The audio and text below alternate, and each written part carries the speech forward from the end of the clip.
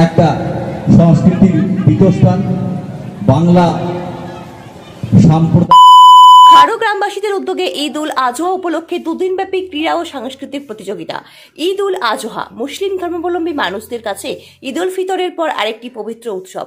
ঈদ উল আজহা এই উৎসবকে ত্যাগের উৎসব বলা হয়। পবিত্র ঈদ উল আজহা উপলক্ষে দুদিনব্যাপী ক্রীড়া ও সাংস্কৃতিক প্রতিযোগিতা হয় পূর্ব বর্ধমান জেলার মেমারি শহরের 2 নম্বর ওয়ার্ডের খাড়ো ফুটবল মাঠে সোমবার রাত 8:30 নাগাদ।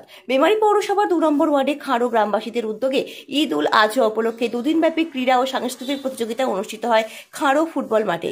গতকাল এবং আজ মিলে প্রায় 48 রকমের বিভিন্ন ধরনের প্রতিযোগিতা সম্পন্ন হয়। তার মধ্যে ছিল ইসলামিক কুইজ, মিউজিক বল, বালক বালিকাদের পৃথক মিউজিক্যাল চেয়ার, অন্তাক্ষরী গানের লড়াই প্রভৃতি। আজ সন্ধ্যায় বিজয়ী প্রতিযোগিতাদের পুরস্কার প্রদান করা হয়। পুরস্কারের মধ্যে উল্লেখযোগ্য হল সোনার নাকছাবি, রূপোর পেন ও biscuit, digital watch, cooler machine, wall clock প্রভৃতি।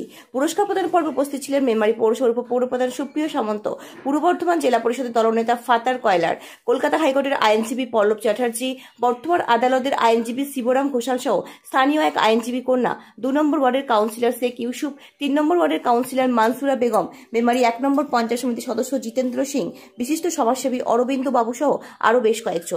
গ্রামবাসীদের পক্ষে ফারুক আব্দুল্লাহ জানান, দীর্ঘ প্রায় 15 বছর ধরে এই অনুষ্ঠান হয়ে আসছে।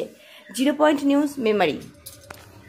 ঈদ উল আজহা উপলক্ষে আমরা প্রতি বছরে না এবছরও করছি। বিগত 15 বছর ধরে আমাদের এই প্রোগ্রাম চলছে, অনুষ্ঠান।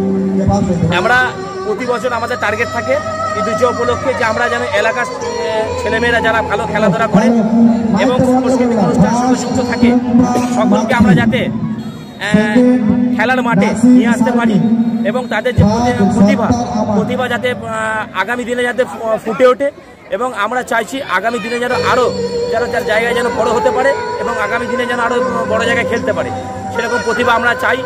যে আমরা আমাদের এই খাড়োর বুকে আমরা এই 2 নম্বর ওয়ার্ডের তরফ থেকে আমরা এটা লাগাই, খাড়ো বাসিন্দার তরফ থেকে।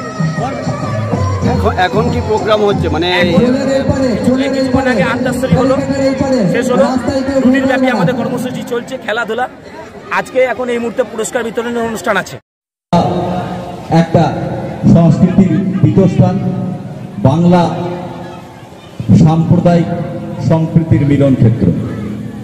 এই বাংলায় রাজপথে রেড রোডে যেমন দুর্গাপুজোর কার্নিভাল অনুষ্ঠিত হয়, কলকাতা রাজপথে যেমন রামনবমী মিছিল বের হয়, তেমন বাংলার সেই কলকাতা রাজপথে রেড রোডে ঈদের নামাজও পড়ানো হয়।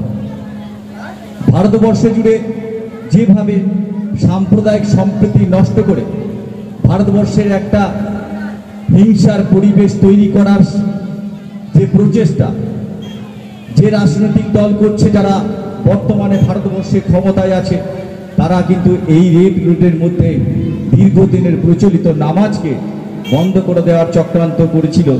কিন্তু আপনারা সকলেই অবগত আছেন যে বাংলার কে রক্ষাকর্তা, বাংলার মা মাননীয় মুখ্যমন্ত্রী মমতা ব্যানার্জি ঐকান্তিক প্রচেষ্টায় তিনি শেষ মুহূর্তে হস্তক্ষেপ করে সেনাবাহিনীর কাছ থেকে স্পেশালভাবে পারমিশন করে বাংলার রাজপথে যেমন দুর্গাপুজোর কার্নিভাল হয়, যেমন রামনবমীর মিছিল হয়, তেমনভাবেই সেই রেড রোডে ঈদের নামাজের যে দাবি এবং সেটাকে তিনি প্রতিষ্ঠিত করে নামাজটাকে সুসম্পন্ন করেছেন।